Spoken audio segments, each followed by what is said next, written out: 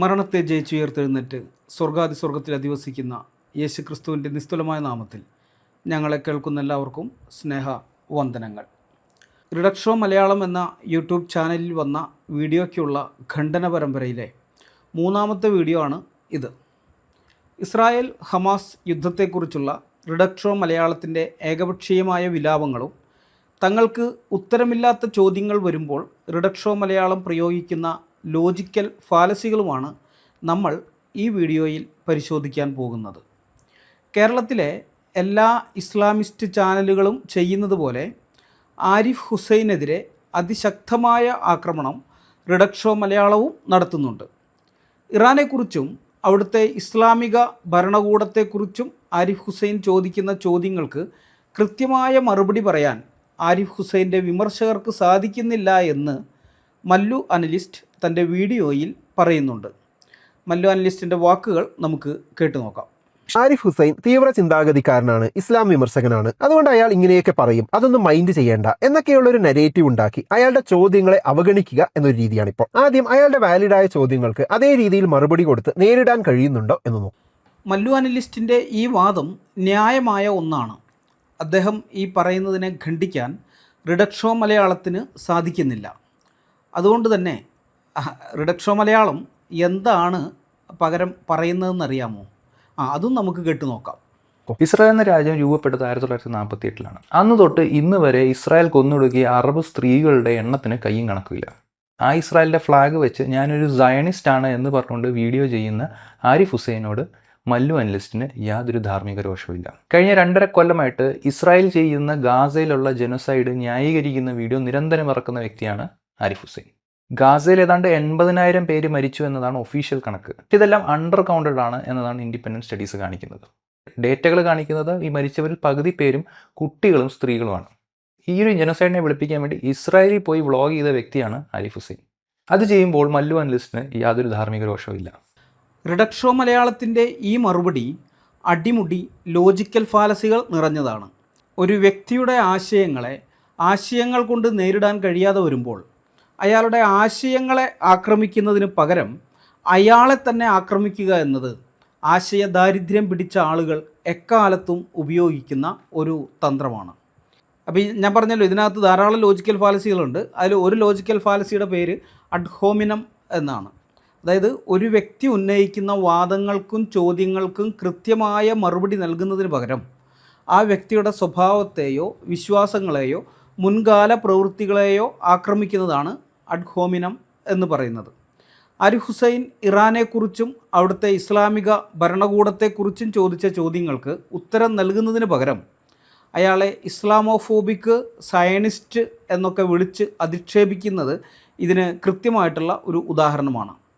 വാദങ്ങളെ നേരിടാൻ കഴിയാത്തതുകൊണ്ടുള്ള ഒളിച്ചോട്ടം മാത്രമാണ് ഇത്. ആരിഫ് ഹുസൈൻ ഇസ്ലാം വിമർശകനാണെന്നുള്ളത് കൊണ്ട് എന്താണ് കുഴപ്പം? അതിലെന്താ പ്രശ്നം ഇപ്പോൾ ഉള്ളത്? ഇന്ത്യ എന്ന ജനാധിപത്യ രാജ്യത്ത് ഒരു മതത്തെ വിമർശിക്കുന്നത് ക്രിമിനൽ കുറ്റമാണോ? അതിനുള്ള സ്വാതന്ത്ര്യം ഇന്ത്യൻ പൗരന് ഇല്ലേ? അഭിപ്രായ സ്വാതന്ത്ര്യം എന്ന് പറയുന്ന സംഗതി ഭരണഘടനയ്ക്കകത്തൊക്കെ ഉള്ളത് എന്തിനാ? ഹിന്ദുമതത്തെയും ക്രിസ്തുമതത്തെയും വിമർശിക്കുമ്പോൾ കൈയടിക്കുന്ന ഈ യുക്തിവാദ വേഷധാരികൾക്ക് ഇസ്ലാമിനെ വിമർശിക്കുമ്പോൾ മാത്രം കയ്യും നാവും പൊള്ളുന്നത് എന്തുകൊണ്ടാണ്? ഈ പറയുന്ന ഫെമിനിസവും യുക്തിവാദവും പൊളിറ്റിക്കൽ കറക്റ്റ്നെസ്സുമൊക്കെ ഇവർക്ക് ഇസ്ലാമിൻ്റെ പടിവാതിൽക്കൽ വരെ മാത്രമേ ഉള്ളൂ. അതാണ് വസ്തുത. ഇസ്ലാമിൻ്റെ പടിവാതിൽക്കൽ എത്തുമ്പോൾ ഇവർ ഇതെല്ലാം അവിടെ അടിയറവ് വയ്ക്കും. അതെന്തുകൊണ്ടാണ്? നിങ്ങളെന്താ ഇങ്ങനെ ചെയ്യുന്നത്? ഇസ്ലാം വിമർശകനാണ് എന്ന ചാപ്പുകുത്തി ഒരാളുടെ വായടപ്പിക്കാൻ ശ്രമിക്കുന്നത് ഫാസിസമാണ്. ഒരു മതത്തിൻ്റെ ആശയങ്ങളെ വിമർശിക്കുന്നത് എങ്ങനെയാണ് തീവ്രവാദമാകുന്നത്? ചോദ്യങ്ങൾക്ക് ഉത്തരമില്ലെങ്കിൽ റിഡക്ഷോ മലയാളം അത് തുറന്നു പറയണം. അല്ലാതെ എതിരാളിയെ സയണിസ്റ്റ് എന്നോ ഇസ്ലാം ഫോബ് എന്നോ ഒക്കെ മുദ്രകുത്തി ഓടി ഒളിക്കുകയല്ല യുക്തിവാദി എന്ന ലേബലിൽ അറിയപ്പെടുന്ന ഒരാൾ ചെയ്യേണ്ടത്. ഇതിനകത്തുള്ള രണ്ടാമത്തെ ലോജിക്കൽ ഫാലസി റെഡ് ഹെറിംഗ് എന്ന ഫാലസിയാണ്. അതായത് ചർച്ച ചെയ്യുന്ന അടിസ്ഥാന വിഷയത്തിൽ നിന്ന് കേൾവിക്കാരുടെ ശ്രദ്ധ തിരിക്കാൻ തീർത്തും അപ്രസക്തമായ മറ്റൊരു വൈകാരിക വിഷയം കൊണ്ടുവരുന്ന തന്ത്രമാണിത്. ഇവിടെ ചർച്ചാ വിഷയം ഇറാനിലെ പ്രശ്നങ്ങളും ആരിഫിൻ്റെ ചോദ്യങ്ങളുമാണ്. അതിൽ നിന്നും തടിയൂരാൻ വേണ്ടി ഇസ്രായേൽ ഹമാസ് പ്രശ്നവും ആരിഫിൻ്റെ ഇസ്രായേൽ യാത്രയും വലിച്ചിഴയ്ക്കുന്നത് ഒരു റെഡ് ഹെറിംഗ് ഫാലസിയാണ്. ആരിഫ് എന്ത് ന്യായമായ ചോദ്യം ചോദിച്ചാലും അത് ജനങ്ങൾ കേൾക്കരുത് എന്ന ഭയമാണ് ഇതിന് പുറകിലുള്ളത്, അല്ലാതെ വേറൊന്നുമല്ല. മൂന്നാമത്തെ ലോജിക്കൽ ഫാലസി മുൻവിധി ഉണ്ടാക്കൽ അഥവാ പോയ്സണിങ് ദ വെൽ എന്ന ലോജിക്കൽ ഫാലസിയാണ്. ഒരാൾ എന്തെങ്കിലും പറയുന്നതിന് മുമ്പ് തന്നെ അയാളെക്കുറിച്ച് വളരെ മോശമായ കാര്യങ്ങൾ പറഞ്ഞ് കേൾവിക്കാരിൽ മുൻവിധി ഉണ്ടാക്കുന്ന രീതിയാണിത്. ആരിഫ് ഹുസൈൻ ജനോസൈഡ് ന്യായീകരിക്കുന്ന ആളാണ്, വംശഹത്യയെ ന്യായീകരിക്കുന്ന ആളാണെന്ന് മുൻകൂർ ആരോപണത്തിലൂടെ ആരിഫ് ഹുസൈൻ ഉന്നയിക്കുന്ന എന്ത് ന്യായമായ ചോദ്യങ്ങളെയും കേൾവിക്കാർ തള്ളിക്കളയണം എന്ന ദുരുദ്ദേശമാണ് ഇതിന് പിന്നിലുള്ളത്. ഇനി നമുക്ക് റിഡക്ഷോ മലയാളം ആരിഫ് ഹുസൈനെതിരെ ഉന്നയിച്ച ഏറ്റവും വലിയ ആരോപണത്തിലേക്ക് വരാം. ഇസ്രായേൽ ഹമാസ് സംഘർഷ സമയത്ത് ആരിഫ് ഹുസൈൻ ഇസ്രായേലിൽ പോയി വ്ളോഗ് ചെയ്തു എന്നതാണ് ഈ റിഡക്ഷോ മലയാളം വലിയ അപരാധമായി പറയുന്നത്. നമുക്കെല്ലാവർക്കും അറിയാം, ആ സമയത്ത് ഇസ്രായേലും ഈ ഹമാസും തമ്മിൽ ഗാസയിൽ ആക്രമണം നടത്തുന്ന സമയത്തൊക്കെ മലയാളം വാർത്താ ചാനലുകളിലെല്ലാം എത്രത്തോളം വ്യാജ വാർത്തകളാണ് പ്രചരിച്ചിരുന്നതെന്ന്. ഇഷ്ടം പോലെ വ്യാജ വാർത്തകളായിരുന്നു. ഈ ഹമാസിൻ്റെ ആളുകൾ പുറത്തിറക്കുന്നതായ എന്ത് കാര്യവും ശുദ്ധ നുണയാണ്, പച്ചക്കള്ളമാണ്. പക്ഷെ അതെല്ലാം അങ്ങനെ തന്നെ പറയുമായിരുന്നു ഇവിടെ മലയാളം ചാനലുകൾ ചെയ്തിരുന്നത്. മലയാളം ചാനലുകൾ മാത്രമല്ല, ഒരുമാതിരി അന്താരാഷ്ട്ര ചാനലുകളിലെല്ലാം അങ്ങനെ തന്നെയാണ് വന്നിരുന്നത്. കാരണം എന്ന് വെച്ച് കഴിഞ്ഞാൽ മീഡിയ ജിഹാദ് എന്ന് പറയുന്നൊരു സംഗതിയുണ്ട്. മീഡിയ ജിഹാദ്, അതിനുവേണ്ടി ധാരാളം പണം അവർ മുടക്കുന്നുണ്ട്. അതുകൊണ്ട് തന്നെ അവർക്ക് ആവശ്യമുള്ള, അതായത് ഹമാസിന് ആവശ്യമുള്ള, അല്ലെങ്കിൽ ലോകം എന്തൊക്കെ വാർത്തകൾ അറിയണമെന്ന് ഹമാസ് ആഗ്രഹിക്കുന്നുവോ അത്തരം വാർത്തകൾ മാത്രമാണ് വന്നുകൊണ്ടിരുന്നത്. അപൂർവം ചില ഇംഗ്ലീഷ് പത്രങ്ങളിലും അതുപോലെ എക്സിലുമൊക്കെയാണ്, പഴയ ട്വിറ്റർ ഉണ്ടല്ലോ, അതിലുമൊക്കെയാണ് സത്യസന്ധമായ രീതിയിൽ വാർത്തകൾ വന്നിരുന്നത്. അപ്പോൾ മലയാളം ചാനലുകൾ മാത്രം കാണുന്ന ആളുകളെ സംബന്ധിച്ച് സത്യമേത് മിഥ്യ ഏത് എന്ന് ആശയക്കുഴപ്പം ഉണ്ടായിരുന്ന ഒരു സമയമായിരുന്നു അത്. ഈ കാണുന്ന ആൾക്കാർക്ക് ഒരു ആശയക്കുഴപ്പം, ഏതാണ് സത്യം ഏതാണ് കള്ളം എന്നുള്ളത്. മലയാള മാധ്യമങ്ങൾ വ്യാജ വാർത്തകളുടെ കൂടാരമായിരുന്ന ഒരു സമയത്ത് നേരിട്ട് ആ സ്ഥലത്ത് ചെന്ന് കാര്യങ്ങൾ കണ്ട് മനസ്സിലാക്കി ജനങ്ങളെ അറിയിക്കുന്നത് എങ്ങനെയാണ് തെറ്റാകുന്നത്? അതെങ്ങനെയാണ് റിഡക്ഷോ മലയാളമേ തെറ്റാകുന്നത്? കേവലം കേട്ടുകേൾവികളെ മാത്രം അടിസ്ഥാനമാക്കി സ്റ്റുഡിയോയിലിരുന്ന് എന്തെങ്കിലും വിളിച്ചു പറയുന്നതിനേക്കാൾ എത്രയോ മികച്ചതും ധീരവുമായ മാധ്യമ പ്രവർത്തനമാണ് അന്ന് ആരിഫ് ഹുസൈൻ നടത്തിയത്, അല്ലേ? സത്യസന്ധമായിട്ട് കാര്യങ്ങളെ കാണുന്ന മനുഷ്യർക്ക് അങ്ങനെയല്ലേ അത് മനസ്സിലാക്കാൻ പറ്റുന്നത്? അവിടെ നേരിട്ട് പോയി വസ്തുതകൾ കണ്ട് മനസ്സിലാക്കി ഗ്രൗണ്ട് റിയാലിറ്റി എന്താണെന്ന് അറിഞ്ഞ് ആ ഗ്രൗണ്ട് റിപ്പോർട്ടിംഗ് നടത്തി എന്നതിനെയാണ് ജനോസൈഡിനെ വെള്ളപൂശാൻ പോയി എന്ന് ഇവർ വ്യാഖ്യാനിക്കുന്നത്. ഇത് എന്ത് അടിസ്ഥാനത്തിലാണ് നിങ്ങളിങ്ങനെ വ്യാഖ്യാനിക്കുന്നത്? എന്തെങ്കിലും ഒരു പറയാൻ ഒരു ന്യായം വേണ്ട, എന്തെങ്കിലും ഉണ്ടോ നിങ്ങൾക്കത്? ഒന്നുമില്ല, ഒരു ന്യായവുമില്ല, ചുമ്മാ ആരോപണം മാത്രമാണ്. സത്യം പുറത്തു വരുന്നതിനെ ഭയപ്പെടുന്നവർക്ക് മാത്രമേ ഇത്തരം റിപ്പോർട്ടിങ്ങുകളെ എതിർക്കാൻ സാധിക്കുകയുള്ളൂ. കാരണം തങ്ങൾ ഇത്രയും നാളും പറഞ്ഞുകൊണ്ടിരുന്ന സത്യം ഇവരൊക്കെ പോയി നേരിട്ട് പോയി കണ്ട് റിപ്പോർട്ട് ചെയ്യുമ്പോൾ, വീഡിയോ അടക്കം അവിടെ നിന്ന് റിപ്പോർട്ട് ചെയ്യുമ്പോൾ തങ്ങൾ പറഞ്ഞ കള്ളങ്ങളെല്ലാം പൊളിയും എന്നുള്ള ഭയം ഉള്ളവർക്ക് മാത്രമേ ഇതൊരു പ്രശ്നം ഉണ്ടാക്കുന്നുള്ളൂ. അല്ലാത്തവരെ സംബന്ധിച്ച് ഇത് അഭിനന്ദനാർഹമായ ഒരു കാര്യമാണ്. ആരിഫ് ഹുസൈൻ ചെയ്ത ഈ പ്രവൃത്തി ഉണ്ടല്ലോ, അത് വളരെയധികം അഭിനന്ദിക്കപ്പെടേണ്ട ഒന്നാണ് യഥാർത്ഥത്തിൽ. മല്ലു അനലിസ്റ്റ് കൃത്യമായി ആവശ്യപ്പെട്ടത് എന്താണ്?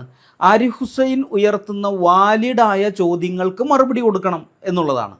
അതാണ് അദ്ദേഹം പറഞ്ഞത്. എന്നാൽ ആ ചോദ്യങ്ങൾ എന്താണെന്നോ അതിനുള്ള മറുപടി എന്താണെന്നോ പരിശോധിക്കാൻ പോലും റിഡക്ഷോ മലയാളം തയ്യാറാകുന്നില്ല. ഇത് ബൗദ്ധികമായ പാപ്പരത്വമാണ്. ആശയങ്ങളെ വസ്തുതകൾ കൊണ്ട് നേരിടുന്നതിന് പകരം കേൾക്കുമ്പോൾ തന്നെ ജനങ്ങൾക്ക് അകൽച്ചയുണ്ടാക്കുന്ന ഇസ്ലാമോഫോബ്, ജനോസൈഡ് ന്യായീകരണക്കാരൻ, പിന്നെ അതുപോലെയൊക്കെയുള്ള ഈ ലേബലുകളുണ്ടല്ലോ, ചാപ്പ കുത്തൽ, അത്തരം ചാപ്പയൊക്കെ അടിച്ച് അല്ലെങ്കിൽ ലേബലുകൾ ഒട്ടിച്ച് വായടപ്പിക്കാൻ ശ്രമിക്കുന്നത് ജനാധിപത്യപരമായ സംവാദ രീതിയല്ല എന്ന് ഈ റിഡക്ഷോ മലയാളം എന്നാണ് ഇനി മനസ്സിലാക്കാൻ പോകുന്നത്? ചുരുക്കത്തിൽ മല്ലു അനലിസ്റ്റ് പറഞ്ഞ കാര്യം അക്ഷരം പ്രതി ശരിവെക്കുന്ന തരത്തിലുള്ള പ്രതികരണമാണ് റിഡക്ഷോ മലയാളം നടത്തിയിരിക്കുന്നത്. മനസ്സിലായോ? മല്ലു അനലിസ്റ്റ് എന്താണോ പറഞ്ഞത് അത് സത്യമാണെന്ന് ഇവർ തെളിയിക്കുകയാണ് ചെയ്തിരിക്കുന്നത്. വാദങ്ങൾക്ക് മറുപടിയില്ലാത്തത് കൊണ്ട് വ്യക്തിയെ ആക്രമിക്കുക എന്ന വില കുറഞ്ഞ തന്ത്രമാണ് റിഡക്ഷോ മലയാളം പയറ്റുന്നത്. ഇവിടെ റിഡക്ഷോ മലയാളം അവരുടെ പ്രേക്ഷകരെ വഞ്ചിക്കാൻ വേണ്ടി പറയുന്ന ഒരു വലിയ അർദ്ധസത്യം വെളിപ്പെട്ടു വരുന്നുണ്ട്. ആ 1948 ഇസ്രായേൽ രൂപപ്പെട്ടതു മുതൽ ഇന്നുവരെ ഇസ്രായേൽ കൊന്നൊടുക്കിയ അറബ് സ്ത്രീകളുടെ എണ്ണത്തിന് കയ്യും കണക്കുമില്ല എന്നും ഗാസയിൽ 80,000 പേർ മരിച്ചു എന്നുമൊക്കെ ഈ റിഡക്ഷോ മലയാളംകാരൻ വളരെ വികാരഭരിതനായി തള്ളിവിടുന്നുണ്ട്. ഗാസയിലെ യുദ്ധം ഒരു ജനോസൈഡ് ആയിരുന്നു, വംശഹത്യ ആയിരുന്നു എന്നും അദ്ദേഹം വിധി എഴുതുന്നുണ്ട്. ഇവിടെ ഈ റിഡക്ഷോ മലയാളം വളരെ സൗകര്യപൂർവ്വം മറന്നു കളഞ്ഞ, ഒരിക്കലും പ്രേക്ഷകരോട് പറയാത്ത ചില ചരിത്ര സത്യങ്ങളുണ്ട്. ഇതും ഒരു ലോജിക്കൽ ഫാലസിയാണ്. ഇത് സത്യം പറഞ്ഞു കഴിഞ്ഞാൽ നമ്മൾ ഈ ലോജിക്കൽ ഫാലസികളെക്കുറിച്ചൊക്കെ പഠിപ്പിക്കുമ്പോൾ അതിനുള്ള ഉദാഹരണങ്ങൾ ഓരോന്നൊക്കെ കൊടുക്കാറുണ്ട്. സത്യത്തിൽ ഏറ്റവും പ്രാക്ടിക്കലായിട്ടുള്ള ഏറ്റവും നല്ല ഉദാഹരണം വേറെ ഒന്നുമല്ല, ഈ യുക്തിവാദികൾ എന്ന് പറഞ്ഞ് നടക്കുന്നവരുടെ വീഡിയോകളാണ്.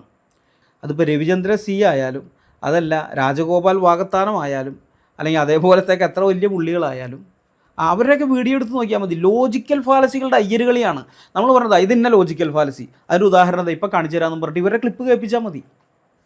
അത്ര ലോജിക്കൽ ഫാലസിയാണ്. ഞാൻ വിഷയത്തിലേക്ക് വരട്ടെ. ഇതും ഒരു ലോജിക്കൽ ഫാലസിയാണ് ഇപ്പോൾ ഇവർ ഈ കാണിച്ചിരിക്കുന്നത്. ആ ലോജിക്കൽ ഫാലസിയുടെ പേര് ഫാലസി ഓഫ് ഒമിഷൻ എന്നാണ്. സത്യത്തെ വളച്ചൊടിക്കാനോ കേൾവിക്കാരെ തെറ്റിദ്ധരിപ്പിക്കാനോ അല്ലെങ്കിൽ ഒരു ദുർബലമായ വാദത്തെ പിന്തുണയ്ക്കാനോ വേണ്ടി സുപ്രധാനവും പ്രസക്തവുമായ വിവരങ്ങൾ ബോധപൂർവമോ അല്ലാതെയോ ഒഴിവാക്കുന്ന തന്ത്രമാണ് ഈ ഫാലസി ഓഫ് ഒമിഷൻ എന്ന് പറയുന്നത്. ഭാഗികമായ വസ്തുതകൾ മാത്രം അവതരിപ്പിക്കുന്നതിലൂടെ ഇത് തെറ്റിദ്ധാരണാജനകവും അപൂർണവുമായ ഒരു ചിത്രമാണ് കേൾവിക്കാരിൽ സൃഷ്ടിച്ചെടുക്കുന്നത്. പലപ്പോഴും ഒരു പ്രത്യേക നിഗമനത്തിലേക്ക് ആളുകളെ എത്തിക്കുന്നതിനായി വസ്തുതകളെ തങ്ങൾക്ക് അനുകൂലമായ രീതിയിൽ മാത്രം നിരത്തിവെക്കുന്ന ഹീനതന്ത്രമാണ് ഈ ഫാലസി ഓഫ് ഒമിഷൻ എന്ന് പറയുന്നത്.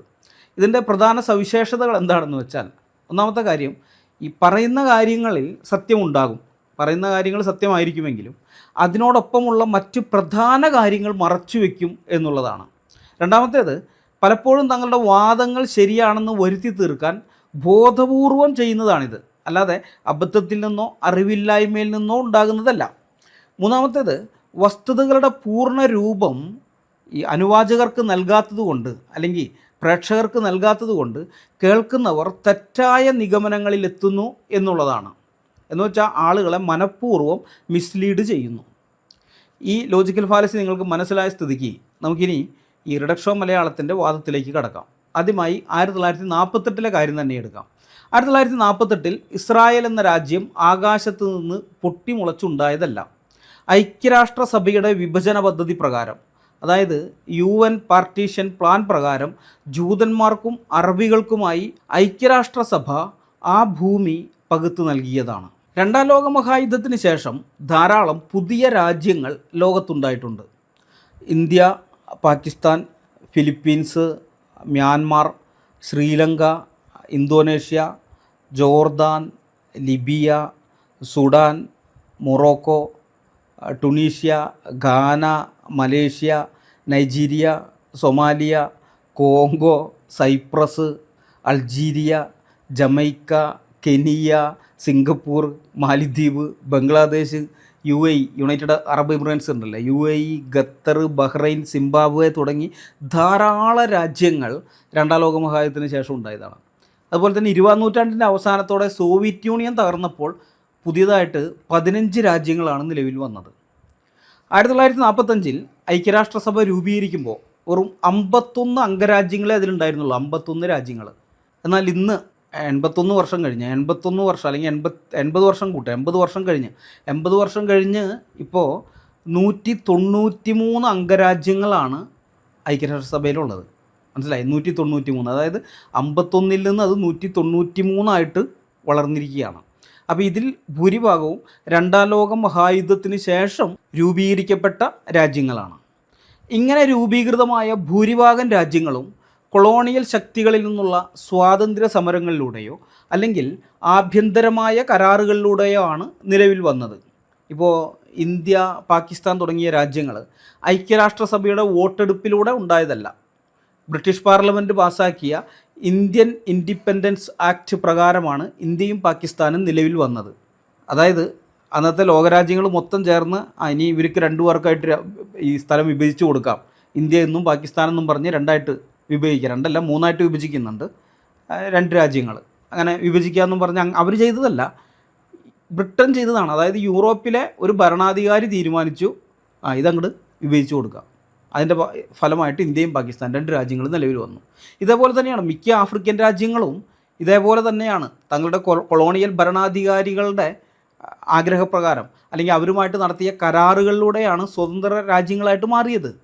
യൂറോപ്പിലെ ഏതെങ്കിലും ഒരു രാജ്യത്തെ ഭരണാധികാരി തീരുമാനിക്കുകയാണ് തങ്ങളുടെ ഇന്ന കോളനിക്ക് സ്വാതന്ത്ര്യം നൽകാം, ഇനി മുതൽ അത് സ്വതന്ത്ര രാജ്യമായിട്ട് നിൽക്കട്ടെ, അല്ലെങ്കിൽ ആ രാജ്യം സ്വതന്ത്രമാകുമ്പോൾ തന്നെ വിഭജിച്ച് ഇന്ന കൂട്ടർക്ക് കൊടുക്കാം, അത് വിഭജിച്ച് കൊടുക്കുന്നു. അങ്ങനെ സ്വതന്ത്ര രാജ്യങ്ങൾ, ഒന്നുകിൽ ഒരു സ്വതന്ത്ര രാജ്യം അല്ലെങ്കിൽ ഒന്നിലധികം സ്വതന്ത്ര രാജ്യങ്ങൾ ഉണ്ടാകുന്നു. ഈ രീതിയിൽ പുതുതായി ഉണ്ടായ രാജ്യങ്ങളിൽ നല്ലൊരു പങ്കും മുസ്ലിം രാജ്യങ്ങളാണെന്നുള്ളത് നിങ്ങൾ മറക്കരുത്, ഇസ്ലാമിക രാജ്യങ്ങളാണ്. അപ്പോൾ ആ രാജ്യങ്ങൾക്കെല്ലാം നിലനിൽക്കാനുള്ള അവകാശമുണ്ടെന്ന കാര്യത്തിൽ മുസ്ലിങ്ങൾക്കാകട്ടെ, കമ്മികൾക്കാകട്ടെ, നിരീശ്വരവാദികൾക്കാകട്ടെ ആർക്കും ഒരു സംശയവും ഇല്ല. ഇപ്പോൾ നമ്മൾ ചോദിക്കുകയാണ്, ഈ പാകിസ്ഥാൻ ഉണ്ടായത് ബ്രിട്ടൻ തീരുമാനിച്ചിട്ടല്ലേ? അവർക്കങ്ങനെ ഏകപക്ഷീയമായിട്ട് തീരുമാനിക്കാൻ പറ്റുമോ? അല്ലെങ്കിൽ യോർദാൻ ഉണ്ടായത് ബ്രിട്ടൻ തീരുമാനിച്ചിട്ടല്ലേ? ഇറാഖ് ഉണ്ടായത് ബ്രിട്ടൻ തീരുമാനിച്ചിട്ടല്ലേ? അല്ലെങ്കിൽ സിറിയ ഉണ്ടായത് ഫ്രാൻസ് തീരുമാനിച്ചിട്ടല്ലേ? ലെബനോൻ ഉണ്ടായത് ഫ്രാൻസ് തീരുമാനിച്ചിട്ടല്ലേ? അപ്പോൾ അത്തരം ചോദ്യങ്ങൾ നമ്മൾ ചോദിച്ചു കഴിഞ്ഞാൽ ഇവർ എങ്ങനെയാണ് ഒരു പുതിയ സ്വതന്ത്ര രാജ്യം ഉണ്ടാകുന്നതെന്നും ആ സ്വതന്ത്ര രാജ്യത്തിന് എന്തുകൊണ്ട് ഈ ഭൂമിയിൽ നിലനിൽക്കാൻ അവകാശമുണ്ടെന്നൊക്കെ ഉള്ളതിന് നമുക്ക് ഇങ്ങോട്ട് ക്ലാസ്സുകൾ എടുക്കും. ഈ സുഡാപ്പികളായാലും കമ്മികളായാലും നിരീശ്വരവാദികളായാലും നമുക്ക് ഇങ്ങോട്ട് ക്ലാസ് എടുക്കും. പക്ഷേ ഇസ്രായേലിൻ്റെ കാര്യം വരുമ്പോൾ സംഗതി നേരെ തിരിയും. ഇസ്രായേലിൻ്റെ കാര്യം വരുമ്പോഴേ എന്തുകൊണ്ട് ഇസ്രായേലിന് ഭൂമുഖത്ത് നിലനിൽക്കാൻ അവകാശമില്ല എന്നുള്ള കാര്യത്തിൽ ഇവർ നമുക്ക് ക്ലാസ് എടുക്കും. വാസ്തവത്തിൽ ഇസ്രായേൽ രൂപീകൃതമായത് യൂറോപ്പിലെ ഏതെങ്കിലും ഭരണാധികാരിയുടെ ഇഷ്ടത്തിനല്ല, ഐക്യരാഷ്ട്രസഭയുടെ വോട്ടെടുപ്പിലൂടെ രൂപീകൃതമായ രാജ്യമാണ് ഇസ്രായേൽ. എന്ന് വെച്ചാൽ ലോക രാജ്യങ്ങളാണ് ഇസ്രായേൽ രാഷ്ട്രം ഉണ്ടാക്കിയത്, അല്ലാതെ യൂറോപ്പിലെ ഏതെങ്കിലും ഭരണാധികാരികളല്ല, അമേരിക്കയോ അല്ല. ഐക്യരാഷ്ട്രസഭ 1947 13-നെതിരെ 33 വോട്ടുകൾക്ക് പാസാക്കിയ പലസ്തീൻ വിഭജന പദ്ധതി അനുസരിച്ചാണ് ഇസ്രായേൽ രാജ്യം നിലവിൽ വന്നത്. രാജ്യാന്തര സമൂഹം ഒരു യഹൂദ രാഷ്ട്രം സ്ഥാപിക്കുന്നതിനുള്ള അതിൻ്റെ പ്രകടമായ പിന്തുണ 1947 UN വിഭജന പദ്ധതിക്ക് അനുകൂലമായി വോട്ട് ചെയ്തതിലൂടെ നൽകുകയുണ്ടായി. 1947 13-നെതിരെ 33 വോട്ടുകൾക്ക്, ഞാൻ നേരത്തെ പറഞ്ഞു ആവർത്തിക്കുകയാണ്, 13-നെതിരെ 33 വോട്ടുകൾക്കാണ് അന്താരാഷ്ട്ര സമൂഹം ഈ യഹൂദ രാഷ്ട്രവും പലസ്തീൻ രാഷ്ട്രവും ഉണ്ടാക്കാനുള്ള അനുമതി നൽകുന്നത്. വിഭജന പദ്ധതി പ്രകാരം സ്ഥാപിക്കപ്പെടാനുള്ള ഈ യഹൂദ രാഷ്ട്രവും പലസ്തീൻ രാഷ്ട്രവും ജനാധിപത്യ രീതിയിലുള്ള ഭരണവ്യവസ്ഥ സ്വീകരിക്കണമെന്ന് വിഭജന പദ്ധതിയിൽ പ്രത്യേകം എടുത്തു പറഞ്ഞിരുന്നു. അവർ പറഞ്ഞിരുന്നത് ഇത് മതരാജ്യമാകരുത്, ജനാധിപത്യ രാജ്യമായിരിക്കണം, എല്ലാവർക്കും അവിടെ തുല്യമായിട്ടുള്ള അവകാശങ്ങൾ, സ്വാതന്ത്ര്യം വേണം എന്നാണ് പറഞ്ഞിരുന്നത്. എന്ന് വെച്ച് കഴിഞ്ഞാൽ ഈ രാഷ്ട്രങ്ങളുടെ ഈ ദേശീയ നിർവചനങ്ങൾക്കും ജനാധിപത്യ സ്വഭാവങ്ങൾക്കും തമ്മിൽ യാതൊരു വൈരുദ്ധ്യവും ഉണ്ടാകരുതെന്നാണ് രാജ്യാന്തര സമൂഹം ആഗ്രഹിച്ചതും ആ കാര്യം എഴുതി ചേർത്തതും. ഇസ്രായേൽ അന്താരാഷ്ട്ര സമൂഹം തങ്ങളിൽ അർപ്പിച്ച വിശ്വാസം കാത്തു. ആരാധനാ സ്വാതന്ത്ര്യം ഉറപ്പു തരുന്ന, പൗരസ്വാതന്ത്ര്യവും മൗലിക അവകാശങ്ങളുമുള്ള ഒരു വിശാലമായ ജനാധിപത്യ രാജ്യമായി ഇസ്രായേൽ വളർന്നു. ഏതാണ്ട് എല്ലാ മതങ്ങളിൽ നിന്നും വംശങ്ങളിൽ നിന്നും വർഗങ്ങളിൽ നിന്നുമുള്ളവർ ഇസ്രായേലിൽ ജീവിക്കുന്നുണ്ട്. അവരെല്ലാവരും ഒരേ നിയമത്തിൻ്റെ കീഴിൽ ഒരേ അവകാശങ്ങൾ അനുഭവിക്കുകയാണ്. 20 ലക്ഷം മുസ്ലിങ്ങൾ, അറബ് മുസ്ലിങ്ങൾ ഇസ്രായേലിനകത്ത് എല്ലാ പൗരസ്വാതന്ത്ര്യങ്ങളും അനുഭവിച്ച് തന്നെ വളരുന്നുണ്ട്. പൗരസ്വാതന്ത്ര്യങ്ങൾ മറ്റവരെക്കാൾ കൂടുതലാണെന്ന് പറയണം, കാരണം ഇവർ ന്യൂനപക്ഷമായതുകൊണ്ട് ഇവർക്ക് പ്രത്യേക ന്യൂനപക്ഷ അവകാശങ്ങളും ഉണ്ട്. മനസ്സിലായ? ജനാധിപത്യ രാജ്യമായതുകൊണ്ട് ഇസ്രായേലിനകത്ത് ഈ കൂട്ടർക്ക് ന്യൂനപക്ഷ അവകാശങ്ങളും ഉണ്ട്. അപ്പോൾ അതെല്ലാം അനുഭവിച്ചാണ് അവരവിടെ വളരുന്നത്. പക്ഷെ പലസ്തീനിലെ അവസ്ഥ നമുക്കറിയാമല്ലോ. ഗാസയിൽ ക്രിസ്ത്യാനിയെ ഇല്ല. എന്തോരം ക്രിസ്ത്യാനികളുണ്ടായിരുന്നെന്നറിയോ? ഇല്ല. ഇപ്പോൾ 50-ൽ താഴെ ക്രിസ്ത്യാനികൾ അവിടെ ഉണ്ടെങ്കിലായി. ലക്ഷക്കണക്കിന് ക്രിസ്ത്യാനികൾ ഉണ്ടായിരുന്നിടത്ത കാര്യമാണ് ഈ പറയുന്നത്. അതാണ് ഗാസയിലെ സ്ഥിതി. വെസ്റ്റ് ബാങ്കിലും സ്ഥിതി മറിച്ചല്ല. പിന്നെ എന്നാൽ ഇതിനേക്കാളും കുറച്ചും കൂടി അധികമുണ്ട്. ഇവിടെ 50-ൽ താഴെയാണെങ്കിൽ അവിടെ അങ്ങനെയല്ല, അവിടെ അതിലും കുറച്ചും കൂടി ക്രിസ്ത്യാനികൾ കാണും. പക്ഷെ അവരുടെ അവസ്ഥ അവിടെ വളരെ ദയനീയമാണ്. അങ്ങനെയാണ് അവരവിടെ ജീവിക്കുന്നത്. ചുരുക്കി പറഞ്ഞാൽ UN പാർട്ടീഷൻ പ്ലാൻ ജൂതന്മാർ സ്വീകരിച്ചു. അവർ ലോകരാജ്യങ്ങൾ പറഞ്ഞതുപോലെ ഒരു രാജ്യമായിട്ട് ജീവിക്കാൻ, ഇസ്രായേൽ എന്ന് പറയുന്ന രാഷ്ട്രമായിട്ട് ജീവിക്കാൻ അവർ തീരുമാനിച്ചു. എന്നാൽ അറബികളത് തള്ളിക്കളഞ്ഞു. മനസ്സിലായ? അറബികളത് തള്ളിക്കളഞ്ഞിട്ട് എന്ത് ചെയ്യുന്നറിയാം? ഇസ്രായേൽ നിലവിൽ വന്ന ആ ദിവസം തന്നെ യുവമാരെ ആക്രമിച്ചു ഇസ്രായേലിനെ. 5 അറബ് രാജ്യങ്ങൾ ചേർന്ന് ആ നവജാത ഇസ്രായേലിനെ ഭൂപടത്തിൽ നിന്ന് തുടച്ചു നീക്കാൻ വേണ്ടി അങ്ങോട്ട് ആക്രമിക്കാനുണ്ടായത്. ഈ രാഷ്ട്രം ഉണ്ടായ സമയത്ത് ഇസ്രായേൽ ചുറ്റുപാടുള്ള രാജ്യങ്ങൾ ആക്രമിക്കുകയല്ല, ചുറ്റുപാടുള്ള രാജ്യങ്ങളെല്ലാം ചേർന്ന് ഇസ്രായേലിനെ ആക്രമിച്ചു. എന്ന് വെച്ചാൽ ആ യുദ്ധം തുടങ്ങി വെച്ചത് ഇസ്രായേലായിരുന്നില്ല. മനസ്സിലായോ? ചുറ്റുമുള്ള അറബി രാജ്യങ്ങൾക്കെതിരെ ഇസ്രായേൽ അന്ന് ഒറ്റയ്ക്ക് നിന്ന് പൊരുതി. യുദ്ധം അവസാനിച്ചപ്പോൾ എന്തുണ്ടായെന്നറിയോ? ശത്രുരാജ്യങ്ങളുടെ കയ്യിൽ നിന്നേ 3000 ചതുരശ്ര മൈൽ ഭൂമി ഇസ്രായേലിൻ്റെ കൈവശം എത്തിച്ചേർന്നു. അതായത് UN പാർട്ടീഷൻ പ്ലാൻ അനുസരിച്ചിട്ട് ഇവർക്ക് വെറും 5000 ചതുരശ്ര മൈൽ ഭൂമിയേ ഉണ്ടായിരുന്നുള്ളൂ ഇസ്രായേലിന്. പക്ഷേ ഈ ചുറ്റുപാടുള്ളവർ ആക്രമിക്കാൻ വന്നു കഴിഞ്ഞ് തിരിച്ചാക്രമിച്ചു കഴിഞ്ഞപ്പോൾ അവരുടെ ഭൂമിയൊക്കെ പിടിച്ചെടുത്ത് 3000 ചതുരശ്ര മൈൽ ഭൂമിയും കൂടി പിടിച്ചെടുത്ത് അങ്ങനെ അത് 8000 ചതുരശ്ര മൈൽ ഭൂമിയായിട്ട് മാറി. മനസ്സിലായ? അപ്പോൾ അത്രയും പ്രദേശത്തുണ്ടായിരുന്ന ലക്ഷക്കണക്കിന് പലസ്തീനികൾ അഭയാർത്ഥികളായിട്ട് മാറി. അവർ അഭയാർത്ഥികളായി മാറിയതിൻ്റെ പരിപൂർണ ഉത്തരവാദികൾ അറബ് രാജ്യങ്ങളാണ്, അല്ലാതെ വേറെ ആരുമല്ല. അന്ന് ഐക്യരാഷ്ട്രസഭ മുന്നോട്ട് വെച്ച യഹൂദന്മാർക്കും പലസ്തീനികൾക്കും സ്വന്തമായി ഓരോ രാജ്യം എന്ന പരിഹാരമാർഗം അറബികൾ അംഗീകരിച്ചിരുന്നെങ്കിൽ ഇന്ന് പലസ്തീനികൾക്ക് സ്വന്തമായിട്ടൊരു രാജ്യം ഉണ്ടാകുമായിരുന്നു. മനസ്സിലായ? അത് ചെയ്യാതെ അന്ധമായ മതവർഗീയത കൊണ്ട് യഹൂദന്മാർക്കൊരു രാജ്യം ഇവിടെ ഞങ്ങൾ അനുവദിക്കുകയില്ല, യഹൂദന്മാരെ ഞങ്ങൾ മുച്ചൂടും മുടിച്ചു കളയും, നശിപ്പിച്ചു കളയും എന്ന് പറഞ്ഞ് ആയുധമെടുത്ത് പോരാടി UN നിർദ്ദേശിച്ച പരിഹാരമാർഗത്തെ തള്ളിക്കളഞ്ഞത് യഹൂദന്മാരല്ല, അറബികളാണ്. റിഡക്ഷോ മലയാളത്തിന് ഈ ചരിത്രം വല്ലതും അറിയാമോ? അത് കഴിഞ്ഞ് 1967 വീണ്ടും യാതൊരു പ്രകോപനവുമില്ലാതെ ചുറ്റുമുള്ള അറബി രാജ്യങ്ങളെല്ലാം കൂടി ഇസ്രായേലിനെതിരെ യുദ്ധത്തിന് ചെന്നു. ഇസ്രായേലിൻ്റെ അതിശക്തമായിട്ടുള്ള തിരിച്ചടിയിൽ അറബ് രാജ്യങ്ങൾ നട്ടം തിരിഞ്ഞു. ഇസ്രായേലിനെ മുച്ചൂടും മുടിക്കുമെന്ന് പറഞ്ഞ് ചെന്ന യോർദാൻ യുദ്ധത്തിൻ്റെ 1ാമത്തെ ദിവസം തന്നെ ലോകരാജ്യങ്ങളോട് കേണപേക്ഷിക്കാൻ തുടങ്ങി. എങ്ങനെയെങ്കിലും നിങ്ങൾ ഇസ്രായേലിൻ്റെ മേലെ സമ്മർദ്ദം ചെലുത്തി ഈ യുദ്ധം ഒന്ന് അവസാനിപ്പിച്ച് തരണമെന്ന് 1ാമത്തെ ദിവസം തന്നെ ജോർദാൻ പറയാൻ തുടങ്ങി. കരഞ്ഞു പറയാൻ തുടങ്ങി. ഐക്യരാഷ്ട്രസഭയിലൊക്കെ ചെന്നിട്ട് കരച്ചിലോട് കരച്ചിലായിരുന്നു. പിറ്റേ ദിവസം മുതൽ മറ്റ് രാജ്യങ്ങളും പറയാൻ തുടങ്ങി, എങ്ങനെയെങ്കിലും നിങ്ങളൊന്ന് ഇസ്രായേലിനെ പറഞ്ഞ് സമ്മതിപ്പിച്ചൊന്ന് പിൻവലിപ്പിക്കും, യുദ്ധം നിർത്തിപ്പിക്കും എന്ന് കരയാൻ തുടങ്ങി. ഇസ്രായേൽ ഇതേ കണ്ടില്ലേ, അതിക്രമം നടത്തുന്നത്, ഞങ്ങളെ മേലെ കയറി ആക്രമിക്കുകയാണ്, ഞങ്ങളവിടെ ജീവിക്കാൻ സമ്മതിക്കുന്നില്ല എന്നൊക്കെ പറഞ്ഞുള്ള കരച്ചിലായിരുന്നു. അവസാനം ലോകരാജ്യങ്ങളുടെ സമ്മർദ്ദം കാരണം 6ാമത്തെ ദിവസം യുദ്ധം അവസാനിക്കുമ്പോൾ ഉണ്ടല്ലോ, ഇസ്രായേൽ സൈനികർ ശത്രുക്കളുടെ കയ്യിൽ നിന്നും 26,000 ചതുരശ്ര മൈൽ ഭൂമി പിടിച്ചെടുത്തിരുന്നു. 26,000. അതായത് യുദ്ധം കഴിഞ്ഞപ്പോൾ 8,000 ചതുരശ്ര മൈലിൽ നിന്ന് 34,000 ചതുരശ്ര മൈലായിട്ട് ഇസ്രായേൽ രാഷ്ട്രത്തിൻ്റെ വിസ്തൃതി അങ്ങോട്ട് വർദ്ധിച്ച്. മനസ്സിലായി? അതിൻ്റെ അതിർത്തികളൊക്കെ അങ്ങോട്ട് മാറി, അത്രയും അങ്ങോട്ട് കൂടി. അപ്പോൾ അത്രയും ഭാഗത്ത് താമസിച്ചിരുന്ന ജനങ്ങൾ വീണ്ടും അഭയാർത്ഥികളായി ഓടിപ്പോകേണ്ടി വന്നു. ലക്ഷക്കണക്കിന് വരുന്ന അത്രയും അഭയാർത്ഥികളെ ഉരുവാക്കിയത് ആരാണെന്ന് ചോദിച്ചാൽ അതിനുള്ള മറുപടി അറബ് രാജ്യങ്ങളെന്ന് തന്നെയാണ്, അല്ലാതെ ഇസ്രായേലല്ല. ലക്ഷക്കണക്കിന് അഭയാർത്ഥികളെ ഈ അറബി രാജ്യങ്ങൾ പലസ്തീൻ പ്രദേശത്ത് ഉണ്ടാക്കിയിട്ടുണ്ട്. പക്ഷേ ആ അഭയാർത്ഥികളുടെ പ്രശ്നം പരിഹരിക്കാൻ ഒരു വഴിയും അവർ ചെയ്യുന്നില്ല. എന്തെങ്കിലും ചെയ്യണ്ടേ? ഒന്നും ചെയ്യുന്നില്ല. പലസ്തീൻ അഭയാർത്ഥികളുടെ പ്രശ്നം പരിഹരിക്കേണ്ടത് ഇസ്രായേലും ലോകരാഷ്ട്രങ്ങളും ആണെന്നാണ് ഈ അറബ് രാജ്യങ്ങളുടെ നിലപാട്. യുവന്മാരുണ്ടാക്കി വെച്ച കാര്യം നമ്മളൊക്കെ കൂടി ചേർന്ന് പരിഹരിക്കണമെന്ന്. പലസ്തീൻ അഭയാർത്ഥി പ്രശ്നം പരിഹരിക്കപ്പെടുന്നതിനുള്ള ഏറ്റവും പ്രധാന തടസ്സം എന്ന് പറയുന്നത് വിവിധ ഈ പലസ്തീൻ വിമോചന സംഘടനകളാണ്. ആ സംഘടനകളെ സംബന്ധിച്ച് പൊന്മുട്ടയിടുന്ന താറാവുകളാണ് ഈ പലസ്തീൻ അഭയാർത്ഥികൾ. കോടിക്കണക്കിന് ഡോളറാണ്, കോടിക്കണക്കിന് എന്ന് പറഞ്ഞാൽ പോരാ, ശതകോടിക്കണക്കിന് ഡോളർ, അതായത് ബില്യൺസ്, അതുപോലെ ശതകോടിക്കണക്കിന് ഡോളറുകളാണ് ഓരോ മാസവും ഈ സംഘടനകൾക്ക് ലഭിക്കുന്നത്. പലസ്തീനിലുള്ളവരെ എന്നും അഭയാർത്ഥികളായി നിർത്തിയാൽ മാത്രമേ ഇങ്ങനെ പണം വരികയുള്ളൂ എന്ന് അവർക്ക് നല്ലവണ്ണം അറിയാം. അതുകൊണ്ട് പലസ്തീനികൾ സ്വയം പര്യാപ്തരാകാതിരിക്കാൻ ഈ തീവ്രവാദി സംഘടനകൾ എന്തും ചെയ്യും. ആരെങ്കിലും അവിടെ പണിയെടുത്തൊന്ന് മെച്ചപ്പെടുത്തിയെടുക്കാന്ന് പറയുമ്പോൾ അവൻ്റെ പണിശാലയൊക്കെ നശിപ്പിച്ച് കളയും. കൃഷി ചെയ്യണമെന്നുണ്ടെങ്കിൽ ആ കൃഷിയിടം കത്തിച്ച് കളയും. ഇതൊക്കെ ഇവന്മാർ ചെയ്യും. കാരണം എന്നും ഈ പിച്ചുചട്ടി എടുത്ത് ലോകത്തിൻ്റെ മുമ്പിൽ തണ്ടണം.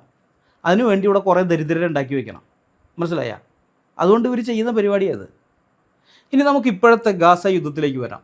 80,000 പേർ മരിച്ചു എന്ന് വിലപിക്കുന്ന ഈ റിഡക്ഷോ മലയാളം ടീംസ് എന്തുകൊണ്ടാണ് ആ യുദ്ധം ഉണ്ടായത്, അല്ലെങ്കിൽ ആ യുദ്ധം തുടങ്ങിയത് എങ്ങനെയാണ് എന്നുള്ളതിനെക്കുറിച്ച് ഒരക്ഷരം മിണ്ടാത്തത് എന്താ?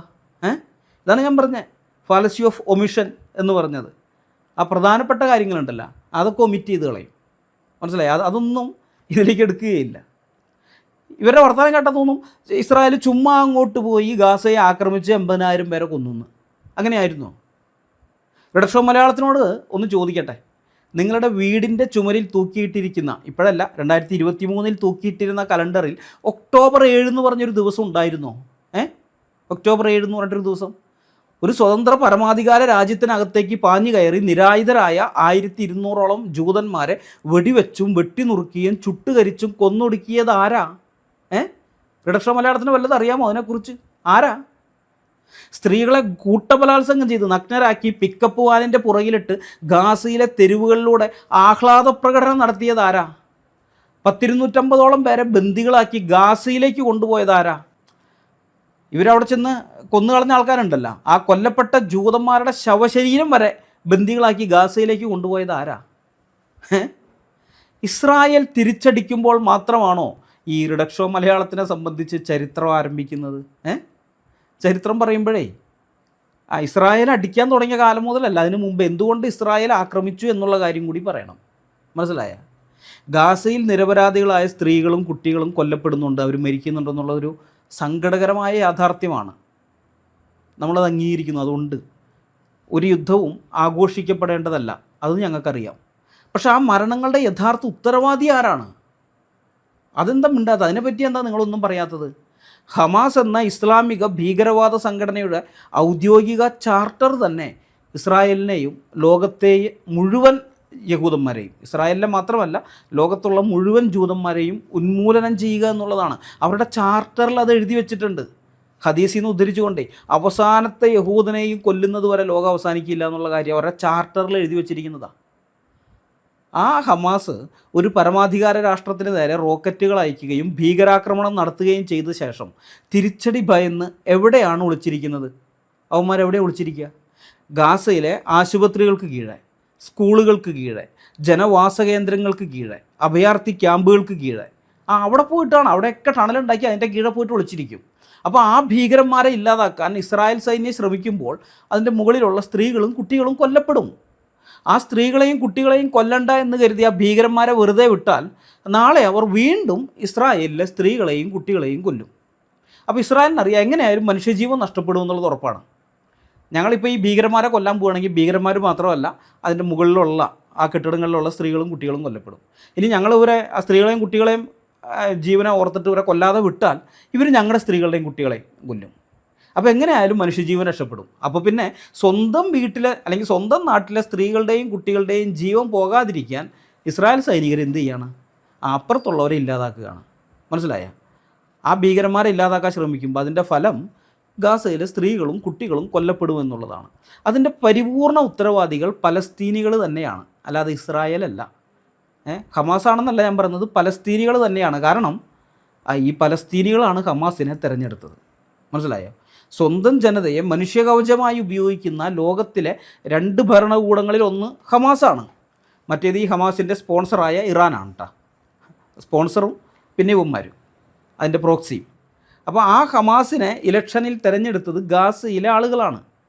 ഒരു ഭീകരവാദ സംഘടന ഇസ്രായേലിനോട് യുദ്ധം പ്രഖ്യാപിക്കുകയും സ്വന്തം ജനങ്ങൾക്കിടയിൽ ഒളിച്ചിരുന്ന് യുദ്ധം ചെയ്യുകയും ചെയ്യുമ്പോൾ ഉണ്ടാകുന്ന നാശനഷ്ടങ്ങളുടെ പൂർണ്ണ ഉത്തരവാദിത്വം ഇസ്രായേലിൻ്റെ മേൽ മാത്രം കെട്ടിവെക്കുന്നത് ഇരട്ടത്താപ്പാണ്. മനസ്സിലായ? ഇരട്ടത്താപ്പ്. ഈ റിഡക്ഷോ മലയാളംകാരൻ്റെ വാദത്തിൻ്റെ പൊള്ളത്തരം മനസ്സിലാക്കാൻ ഞാനൊരു ഉദാഹരണം പറയാം. ഇപ്പോൾ ഒരാളെ ബന്ദിയാക്കി വെച്ചുകൊണ്ട് ഒരു ഭീകരവാദി പോലീസിന് നേരെ വെടിയുതിർക്കുകയാണ്. ഒരുത്തനെ ബന്ദിയാക്കി വെച്ചുകൊണ്ട് പോലീസ് തിരിച്ച് വെടിവെക്കുമ്പോൾ ആ ഭീകരവാദിയോടൊപ്പം ബന്ദിയും കൊല്ലപ്പെടുന്നു. അപ്പോൾ ഇതിൽ കൊലപാതകത്തിൻ്റെ ഉത്തരവാദിത്വം, ആ ബന്ദി കൊല്ലപ്പെട്ടതിൻ്റെ ഉത്തരവാദിത്വം നിങ്ങൾ ആരുടെ തലയിൽ വയ്ക്കും? പോലീസിൻ്റെയോ അതോ തീവ്രവാദിയുടെയോ? ഹമാസ് സ്വന്തം ജനതയെ ബന്ദിയാക്കി വെച്ച് നടത്തുന്ന ഈ ഭീകരവാദത്തെ ഇസ്രായേലിൻ്റെ ജനോസൈഡ് എന്ന് വിളിക്കുന്നത് ഇസ്ലാമിക ഭീകരതയെ വെള്ളപൂശാനുള്ള ഏറ്റവും വലിയ കാപഢ്യമാണ്. മനസ്സിലായ? ബന്ദിയുടെ ചോരയ്ക്ക് മറുപടി പറയേണ്ടത് വെടിവെച്ച പോലീസല്ല, അവനെ മരണത്തിന് മുന്നിലേക്ക് തള്ളിവിട്ട ആ ഭീകരവാദിയാണ്. സ്വന്തം ജനതയുടെ നെഞ്ചിൽ തോക്കുവെച്ച് കുഞ്ഞുങ്ങളെ മനുഷ്യകവചങ്ങളാക്കി നടത്തുന്ന ഹമാസിൻ്റെ ഭീകരതയെ ന്യായീകരിക്കാൻ കേവലം ചെറി പിക്കിങ് പോരാ, കുറച്ചുകൂടി വലിയ ഫാലസികൾ വേണ്ടിവരും റിഡക്ഷോ മലയാളത്തിന്. ഈ പലസ്തീനിലെ കുഞ്ഞുങ്ങൾ മരിക്കുന്നതിനെ മതപരമായൊരു കാരണം കൂടിയുണ്ട്, ഞാൻ അതും കൂടി പറയാം. ഒരു മുസ്ലിമിൻ്റെ 2 അല്ലെങ്കിൽ 3 മക്കൾ മരണപ്പെട്ടാൽ ആ കുഞ്ഞിൻ്റെ മാതാപിതാക്കൾക്ക് സ്വർഗം ലഭിക്കുമെന്ന് മുഹമ്മദ് പറഞ്ഞിട്ടുണ്ട്. ഹദീസ് ഞാൻ വായിക്കാം. അബു ഹുറൈറ നിവേദനം, നബി അൻസാറുകളിൽപ്പെട്ട സ്ത്രീകളോട് പറഞ്ഞു, നിങ്ങളിൽ ഒരാളുടെ 3 കുഞ്ഞുങ്ങൾ മരിക്കുകയും അതിന് അള്ളാഹുവിൻ്റെ പ്രതിഫലം ആഗ്രഹിക്കുകയും ചെയ്താൽ അവൾ സ്വർഗത്തിൽ പ്രവേശിക്കും. അപ്പോൾ അവരിൽപ്പെട്ട ഒരു സ്ത്രീ ചോദിച്ചു, അള്ളാഹുവിൻ്റെ ദൂതരെ 2 കുഞ്ഞുങ്ങളാണെങ്കിലോ? നബി പറഞ്ഞു, 2 കുഞ്ഞുങ്ങളാണെങ്കിലും. സ്വഹീഹ് മുസ്ലിം വാല്യം 3 ഭാഗം 45 ഹദീസ് നമ്പർ 151. ഇനി വേറൊരു ഹദീസ് കൂടി ഞാൻ പറയാം. സ്വഹീഹ് മുസ്ലിം വാല്യം 3 ഭാഗം 45 ഹദീസ് നമ്പർ 153. അതായത് സുന്ന.com ചെന്ന് നിങ്ങൾ 2634 ഹദീസ് നോക്കിയാൽ മതി. 2634 സ്വഹീഹ് മുസ്ലിം സുന്ന.com. അബു അസ്സാൻ നിവേദനം, ഞാൻ അബു ഹുറൈറയോട് ചോദിച്ചു, എൻ്റെ 2 കുഞ്ഞുങ്ങൾ മരിച്ചു. ഞങ്ങൾക്ക് മരണപ്പെട്ടവരെക്കുറിച്ച് മനസ്സമാധാനം നൽകുന്നൊരു ഹദീസ് താങ്കൾ നബിയിൽ നിന്ന് പറഞ്ഞു തന്നിട്ടില്ലേ? അദ്ദേഹം പറഞ്ഞു, അതെ, അവരുടെ ചെറിയ കുട്ടികൾ സ്വർഗത്തിലെ ബാലന്മാരായിരിക്കും. അവരിലൊരുവൻ തൻ്റെ പിതാവിനെ കണ്ടുമുട്ടും, അല്ലെങ്കിൽ മാതാപിതാക്കളെ കണ്ടുമുട്ടും. അങ്ങനെ ആ ബാലൻ തൻ്റെ പിതാവിൻ്റെ വസ്ത്രം പിടിക്കും, അല്ലെങ്കിൽ കൈ പിടിക്കും, ഞാനിപ്പോൾ നിൻ്റെ വസ്ത്രം പിടിക്കുന്നത് പോലെ. അങ്ങനെ അവൻ തൻ്റെ പിതാവിനെ വിട്ടു പോകുകയില്ല, അല്ലെങ്കിൽ ഉപേക്ഷിക്കുകയില്ല. അല്ലാഹു അവൻ്റെ പിതാവിനെ സ്വർഗത്തിൽ പ്രവേശിപ്പിക്കുന്നതുവരെ. സ്വഹീഹ് മുസ്ലിം വാല്യം 3 ഭാഗം 45 ഹദീസ് നമ്പർ 153. സത്യത്തിൽ പലസ്തീനിൽ കുട്ടികളെ കൊന്നൊടുക്കുന്നത് ഇസ്രായേലല്ല, ജിഹാദികൾ തന്നെയാണ്. അവരുടെ വിശ്വാസമനുസരിച്ച് കാഫറുകളുമായുള്ള യുദ്ധത്തിൽ കൊല്ലപ്പെടുന്ന മുസ്ലിമിന് സ്വർഗം ഉറപ്പാണ്. മറ്റൊരു വിധത്തിലും ഭൂമിയിൽ വെച്ച് സ്വർഗം ഉറപ്പാക്കാൻ ഒരു മുസ്ലിമിന് കഴിയുകയില്ല. അതുകൊണ്ട് തന്നെ ഇസ്രായേലുമായുള്ള യുദ്ധത്തിൽ ഈ കുഞ്ഞുങ്ങൾ കൊല്ലപ്പെട്ടാൽ അവർ സ്വർഗത്തിലേക്ക് പോകും എന്ന് ജിഹാദി കൂട്ടന്മാർ അന്ധമായി വിശ്വസിക്കുകയാണ്. മാത്രമല്ല, അങ്ങനെ ആ കുഞ്ഞുങ്ങൾ കൊല്ലപ്പെട്ടാൽ ആ കുഞ്ഞുങ്ങളുടെ മാതാപിതാക്കൾക്കും സ്വർഗത്തിൽ പോകാം. ഈ കുഞ്ഞുങ്ങൾ അല്ലാഹുവിൻ്റെ അടുക്കൽ തങ്ങളുടെ മാതാപിതാക്കൾക്ക് വേണ്ടി ശുപാർശയായിട്ട് നിൽക്കുകയാണ്. അങ്ങനെ മാതാപിതാക്കൾക്കും പോകാം ഈ മക്കളുടെ കെയർ ഓഫിൽ.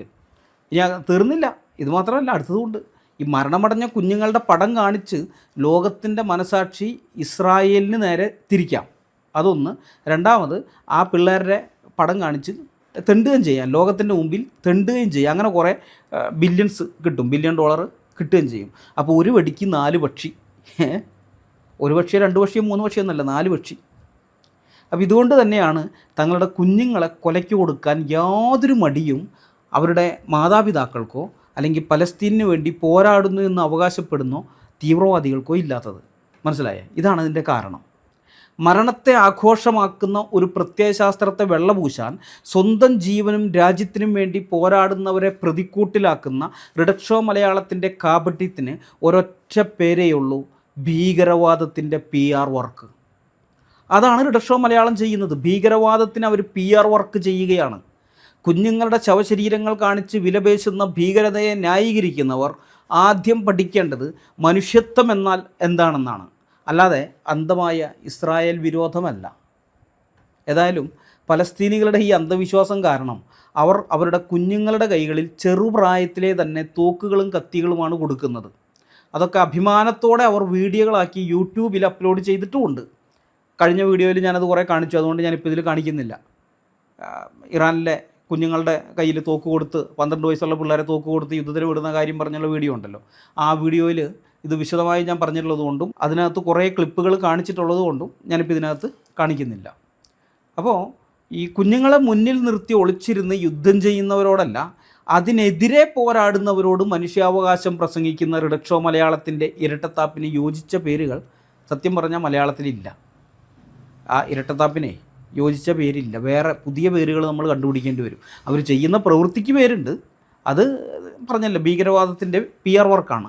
പക്ഷേ ഈ കുഞ്ഞുങ്ങളെ മുന്നിൽ നിർത്തി പുറകിൽ നിന്ന് ഒളിപ്പോര് നടത്തുന്ന ആൾക്കാരെ ഒന്നും മിണ്ടാതെ അവരെ പൂർണ്ണമായും വെള്ളപൂശിക്കൊണ്ട് ഇവരുടെ ഈ മനുഷ്യത്വ വിരുദ്ധതയ്ക്കെതിരായിട്ട് പോരാടുന്ന ഇസ്രായേൽ സൈനികരുടെ അടുത്ത് മനുഷ്യാവകാശം പ്രസംഗിക്കുന്ന റിഡക്ഷോ മലയാളത്തിൻ്റെ ഈ ഇരട്ടത്താപ്പ് പരിപാടി ഉണ്ടല്ലോ, അതിന് പേരില്ല എന്നാണ് ഞാൻ പറഞ്ഞത്. മനസ്സിലായേ? അതിന് പുതിയ പേര് നമ്മൾ എന്തെങ്കിലും കണ്ടുപിടിക്കണം. എന്താണ് അവസ്ഥ എന്ന് നിങ്ങളൊന്ന് ചിന്തിച്ച് നോക്കി. ഇവരൊക്കെ യുക്തിവാദികളെന്നും പറഞ്ഞ് നടക്കുന്ന ആൾക്കാരാണ്. അതാണ് ഇതിനകത്ത് കോമഡി. സത്യം കുഴിച്ചു മൂടാൻ നോക്കുന്ന ഇവരുടെ നരേറ്റീവുകൾക്ക് ഗാസയിലെ തുരങ്കങ്ങളുടെ ഇരുട്ടാണ്, അല്ലാതെ സത്യത്തിൻ്റെ വെളിച്ചമല്ല ഉള്ളത്. ആ റിഡക്ഷോ മലയാളത്തിൻ്റെ വീഡിയോയിൽ തന്നെ ഏറ്റവും ചിരിപ്പിച്ച ഒരു ഭാഗമുണ്ട്. സുനിത ദേവദാസിനെ വിമർശിച്ചതിന് ഇവർ ആരിഫ് ഹുസൈനെതിരെ തിരിയുന്നു. സുനിത ദേവദാസ് എന്താണ് ചെയ്തത്? അവർ ഖമേനിയെ പുകഴ്ത്തി സംസാരിച്ചു എന്നതാണ് അവരുടെ തെറ്റെന്ന് റിഡക്ഷ മലയാളം സമ്മതിക്കുന്നുണ്ട്. എന്തൊരു വിരോധാഭാസമാണെന്ന് നോക്കിയേ. ഫെമിനിസത്തെക്കുറിച്ചും പൊളിറ്റിക്കൽ കറക്റ്റ്നെസ്സിനെക്കുറിച്ചും വാചാലരാകുന്ന ഈ യുക്തിവാദി വേഷധാരികൾക്ക് ഇറാനിലെ സ്ത്രീകളെ തല്ലിക്കൊല്ലുന്ന ഒരു മതഭ്രാന്തനായ ഏകാധിപതിയെ പുകഴ്ത്തിയ സുനിത ദേവദാസിൻ്റെ നിലപാടിനെ ന്യായീകരിക്കാൻ യാതൊരു മടിയുമില്ല, ഒരു മടിയുമില്ല. ഇന്ത്യയെപ്പോലൊരു ജനാധിപത്യ രാജ്യത്ത് സുരക്ഷിതമായിരുന്ന ഇറാനിലെ സ്ത്രീകളുടെ രക്തം കുടിക്കുന്ന ഖമേനിയെ മഹത്വവൽക്കരിക്കുന്നത് എത്രമാത്രം മനുഷ്യത്വ വിരുദ്ധമാണെന്ന് റിഡക്ഷ മലയാളം ഇതുവരെ മനസ്സിലാക്കിയിട്ടില്ല.